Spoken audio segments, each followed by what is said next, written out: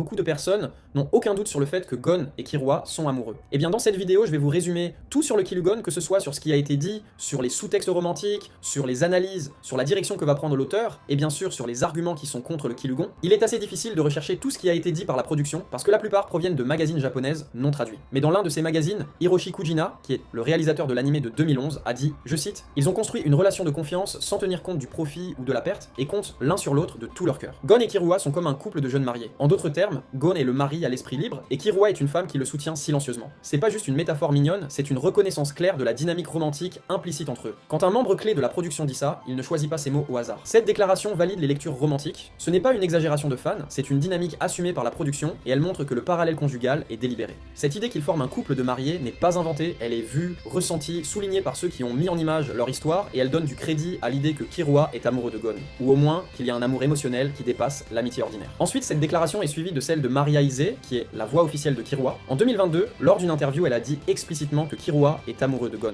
My question has to do with something kind of personal to me. So people like me, especially people like Annie, somebody who has a fiance of the same gender, we love Killua. We love Killua, we love God, and a lot of the times we see ourselves in their relationship.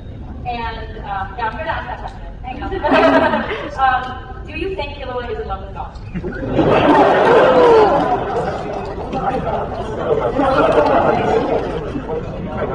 私は同性のアンコです。で、私はゴンとキルアが大好きなんですけど、キルアはもう愛していると思いますか？愛してると思う。やっぱ愛がないとあそこまでできないよね。その自分の。If you don't love the guy, why would you go that far for that guy?